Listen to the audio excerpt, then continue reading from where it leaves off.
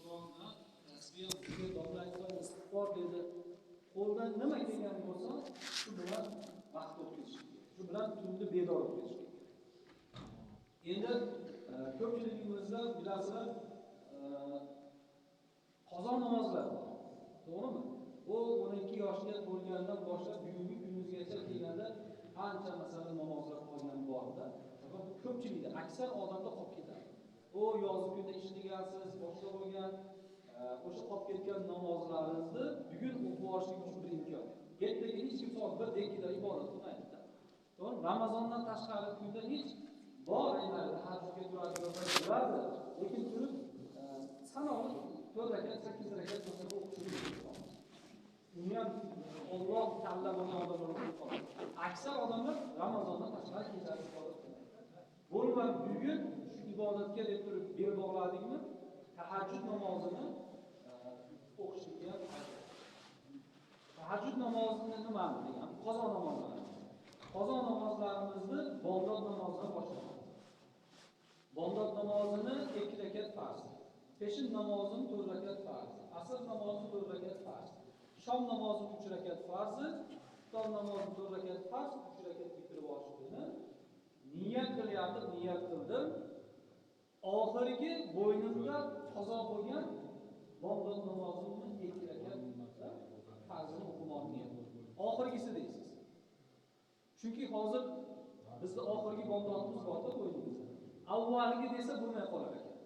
Chunki avvalgi desa qaysi avvalgisi? 1 kun oldingisimi, 10 kun oldingisimi yoki 12 yoshingizdagi qazo bo'lgan bomdodingizmi? Qaysi biri? Tayin bo'lmaydi. Qazo namozlarini tayin qilish uchun hozir oxirgimiz qanday? Kechami, undan oldin kunimi, 5 yil oldinmi qazo qilgansiz? Oxirgisi baribir. Bitta oxirgisi tugatganingizdan keyin keyingi oxirgisi yana bo'yinda yuradi. Ya'ni oxirgi qazo bo'lgan bomdod namozimda 2 rakat farzini o'qib niyat qildim, bomdod. Oxirgi qazoni o'qib qolgan peshin namozi 4 rakat farz deysiz. Har namozga oxirgi deb turib, vitr vojibni ham qo'shib turib oxirida o'qing. Shu bilan 5 vaqt 10, 1 kunlik, 2 kunlik hech yo'q bir soatga bo'lsa ham qarab turib 1 soat shunga ajrating. Qazo namozi. Boshida bitta ozon aytib qo'yilsa, o'zingiz kifoya, o'zingiz eshitadigan darajada ozon aytib qo'yasiz. Bo'ldi, qolganiga hammasi 1 soat o'qisangiz 1 soat hammasiga to'rtta takbir aytib o'qiysiz.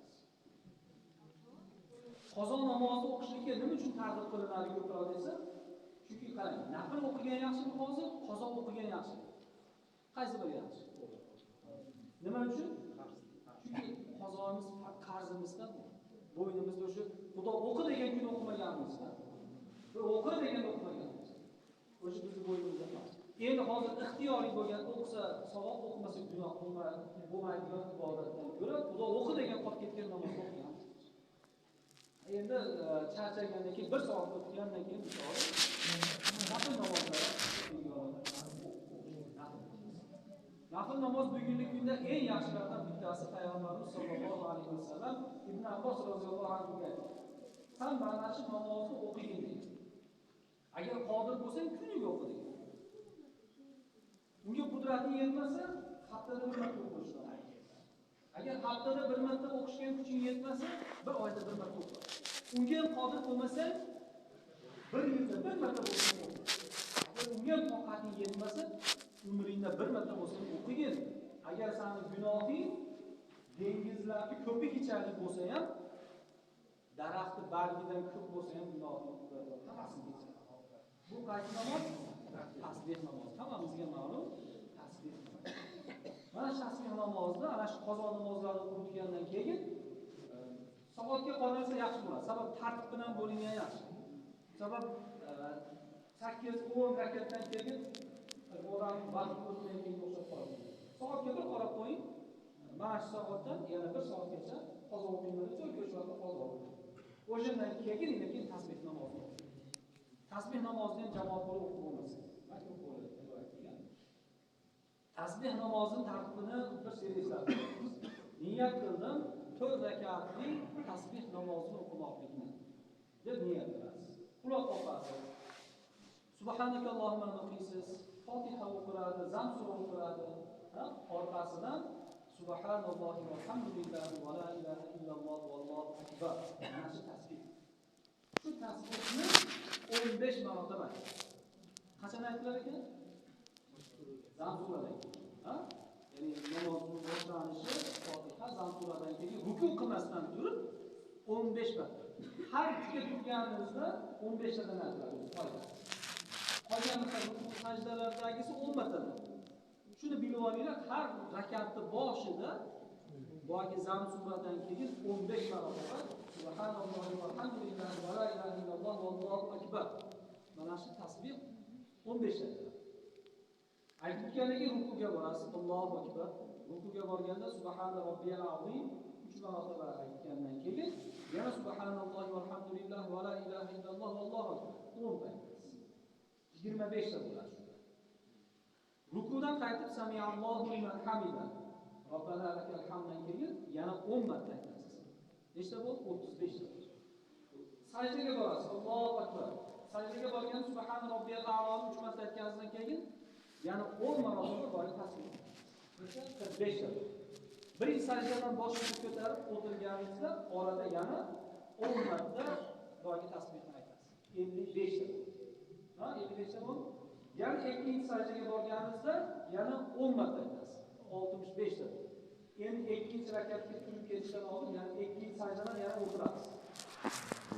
Ikkinchi sajdadan yana o'tirib 10 marta aytganingizda 75 ta. 10 marta aytib ikkinchi rakatga turib. Shunda bir rakatda nechta bo'ladi ekan? 75. Ikki rakatda 150. 4 rakatda 300 marta. Buni sekin haliga namoz o'qiyotganingizda hisoblamang. Barmoqlarda. Subhanalloh valhamdulillah va la ilaha illalloh vallohu akbar. Qo'lingizni naqd. Imkon qadar Alloh o'zi bilib ko'rib turuvchi zot. Adashib ketish mumkin, bandasi ketadi, hech narsa emas. Shuning uchun 15 tani xayolan hisoblab 3 tani ikkita o'qiysiz. Ikkita qo'shsa 5 ta bo'ladi. Shuni bilan ajratsa bo'ladi. 3 ta orqasiga ikkita 5 ta. Yana 3 ta 2 ta 10 ta bo'ladi. Yana 3 ta 2 ta qilib 15 ta. Mana shunday qilib xullas qanday bo'lmasin xayolan imkon qadar yetkizib o'sha 15 ta 10 ta qilib turib namozni o'qilgan bo'lsa xudosi yaxshi. Endi hozir bu aytdiki, bugungi kunda bu kechani ibodatni o'tkazish kerak bo'lgandan keyin shu ibodatlarni o'tkazishingiz kerak. Nafsimiz bugun hammaga bo'ysunib turib mana shu o'tirganlar hozir. Shundan foydalanib olmasak, bu aytganimiz Ramazondan keyin nafsimiz ishdan oling, azaliy bo'lmaydi. Rostdan-da Ramazondan keyin so'rov 2 ga qo'yib bu dunyoda turolmay qolishingiz mumkin. Ramazondan keyin. Bu Ramazonning sharofati, Qadr tunining sharofati. Nafsiz ham bugun qarang. Yer yuzida farishtalar to'lyapti hozir. Qadr kechasida Alloh taolo nima dedi? Avvaldan shaytonlar tanazzalul malaikatu va ruh. Ruh Jabroil alayhisalom butun farishtalar yer yuzidagi butun osmon malakutdagi arshdagi bo'lgan farishtalar hammasi yer yuzida. Shuning uchun nafsimiz indamay bo'sib turibdi. Soat 1:30 bo'lyapti kunsiz. Nafs shuncha farishtalarning ichida bo'ldi, taslim bo'ldi. Shu taslim bo'lganda foydalanib qolamiz. Endi bu ibodatlarni qo'limizdan kelgancha bajarib qoladigan bo'lsak, farishtalar qarang. Namoz o'qiyotgan odamlar oldiga kelar ekanda, salom dedi. Alloh senga salom bo'lsin. Ey banda, ey Xudoga, Robbisiga sajda qilayotgan banda, Xudoning senga salom bo'lsin. Rukuda turganlarga kelib salom berar ekan, sajdada turganlarga salom berar ekan, Qur'on o'qiyotganlarga salom berar ekan. Zikr qilib o'tirgan, istig'for aytib o'tirgan, salovat aytib o'tirgan odamlar kelib, farishtalar boshini qirsilab, Alloh senga salom bo'lsin. Barakalla deganda qilib, Alloh senga rahmati bo'lsin, mag'firati bo'lsin deb duo. Toki ertalabki bomdod namoziga, saharlikdagi aytiladigan azongacha o'shigacha farishtalar yer yuzida bo'ladi. Qaysi bir xonadonda chiroq yonib tursa, o'sha xonadonga kirar ekan. O'shalar beylo. Qadr tuni ekan, o'shalar svet yonib. Bo'lgan. Shularga kelib salom berdi. Shuning uchun bugungi kechasi nima?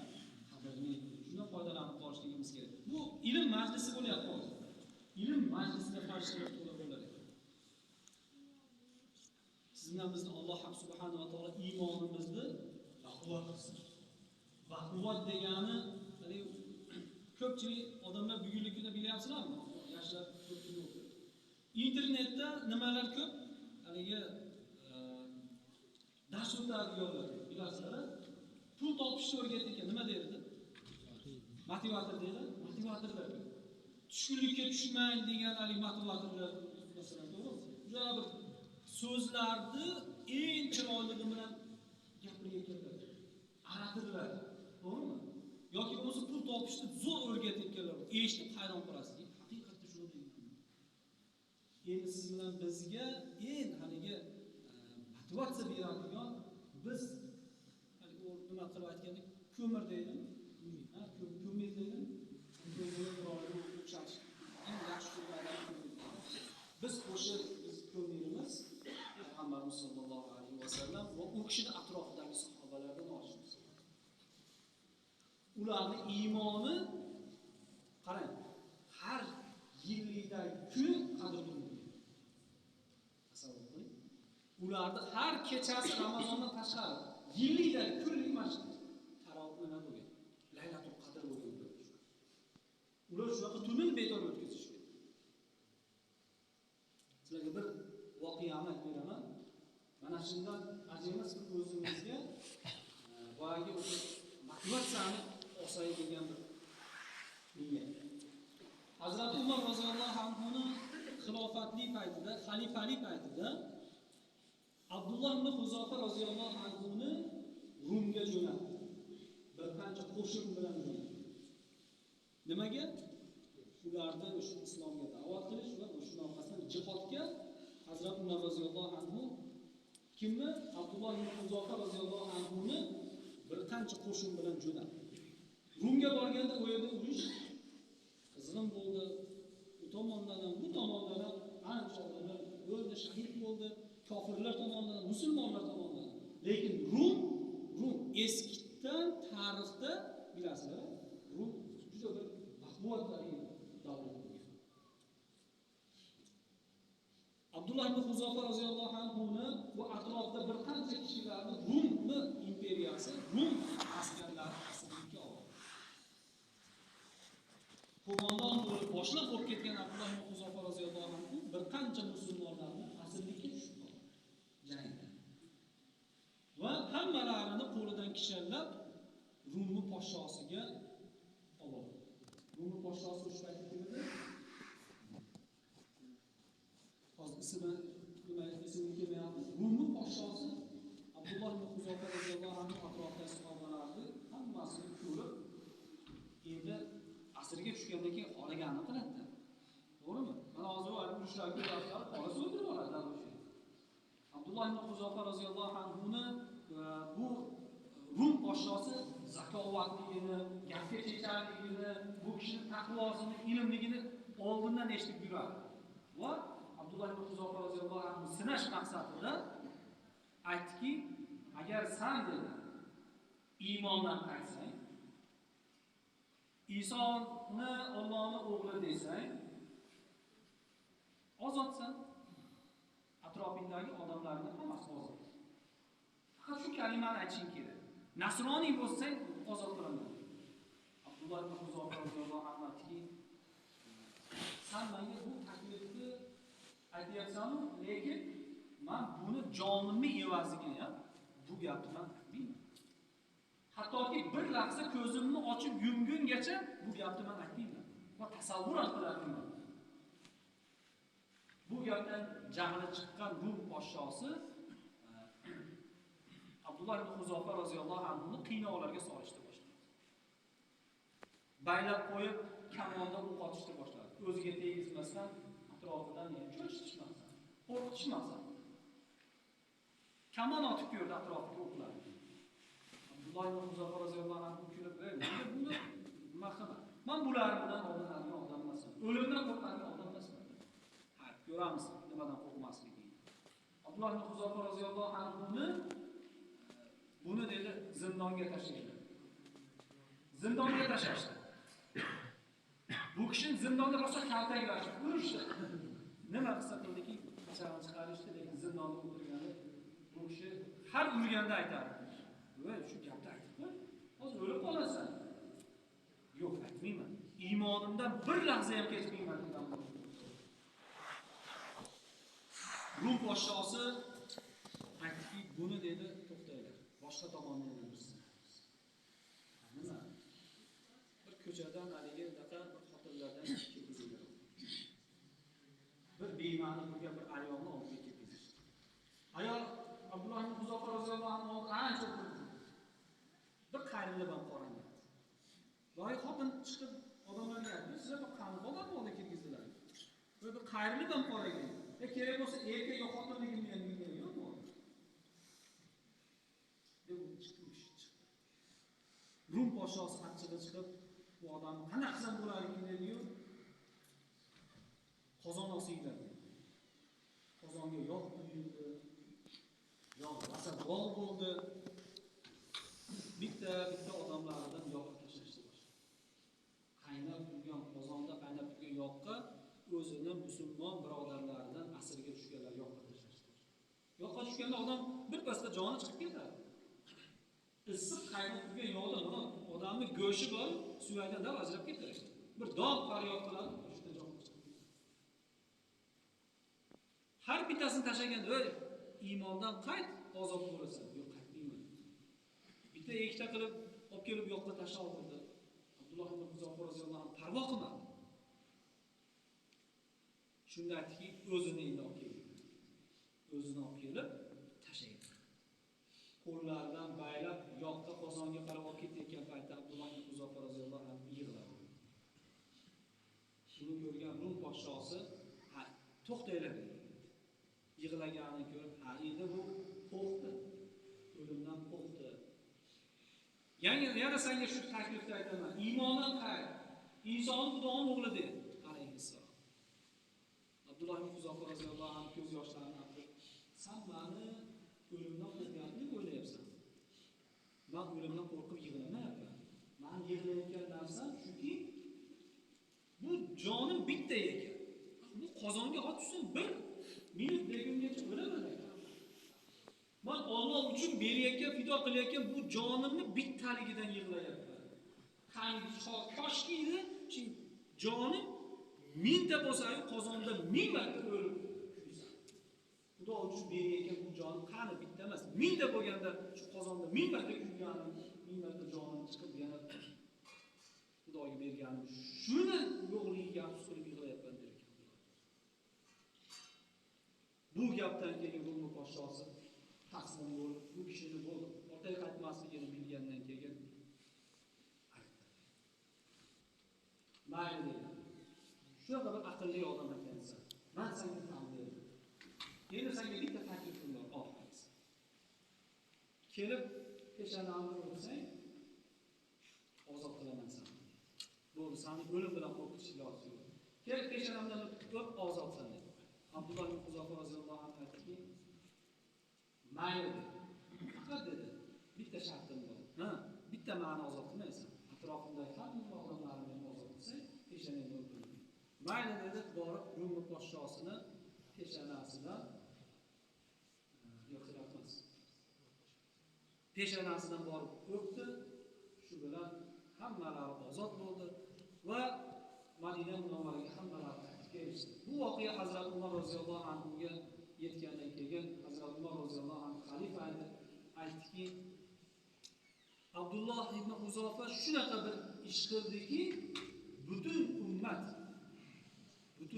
peshonasidan o'psa qarzigan ish qildi. Men shuni boshlab beraman deb Hazrat Umar roziyallohu anhu birinchi bor Abdulloh ibn Huzofa roziyallohu anhu peshonasidan o'pdi. Va qolganlar hammasi kelib Abdulloh ibn Huzofani peshonasidan o'pdi. Ko'ryapsizmi, bu sahobalarni iymonini qarang. Bularni o'lim bilan qo'rqitish iloji yo'q. Sahobalarni ochlik bilan qo'rqitish iloji yo'q. Sahobalarni bir qiyinchilik bilan qo'rqitish iloji yo'q. Ular shunchalik Allohga bo'lgan muhabbati, iymoni shunaqangi mustahkam ediki, faqat Xudo uchun ber desa jonini beradi Alloh. Siz bilan biz ham Alloh taologa ozgina bir ibodatimizni, ozgina bir bedor bo'lishimiz bilan jonimizni, vaqtimizni fido qilamiz. Bu aytgandaqa shu kunlarda biz o'sha amallarni bajarmasak, boshqa kunlarda qiyin. Alloh subhanahu va taolo hammamizga shunday mustahkam iymon bersin.